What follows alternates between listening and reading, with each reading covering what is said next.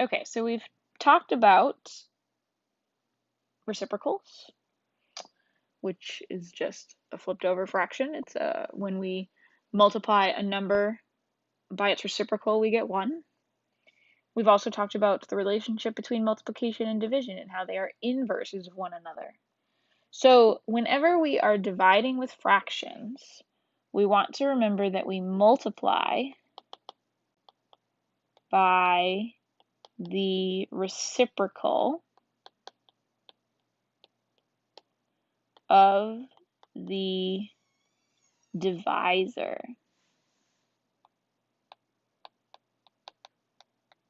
Okay, so that's the key to all of this. We multiply by the reciprocal of the divisor.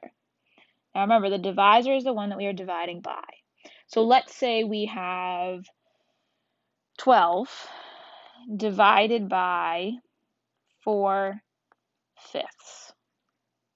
Okay, so we have a whole number divided by a fraction. So we're looking to see how many 4/5 can fit into 12. Okay, so the very first step that we're going to do is we are going to make sure that both of these numbers are fractions. So we do that by making it 12/1. Okay, so step 1, write as fractions. Okay, step 2 is to multiply by the reciprocal of the divisor.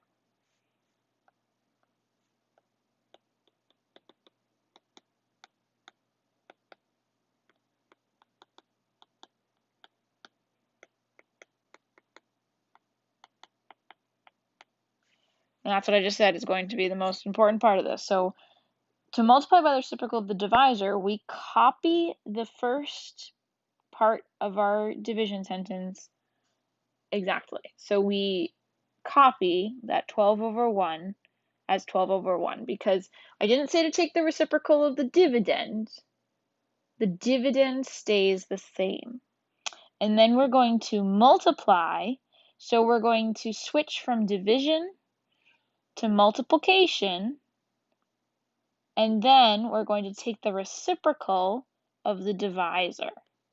The reciprocal of the divisor in this case is 5/4.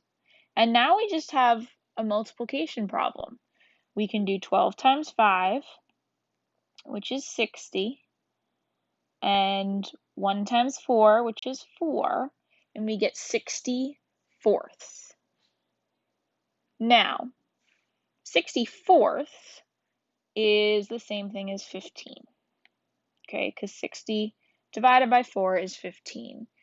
So we have 15 4/5 can fit into 12. And that's it. Okay? So, step 1, write as fractions. Step 2, multiply by the reciprocal of the divisor. So we copy the first number down, that does not change. We switch from division to multiplication, and we take the reciprocal of the divisor, 5/4. And then we multiply. 12 times 5 is 60. 1 times 4 is 4. And then we simplify. 60/4 is equal to 15.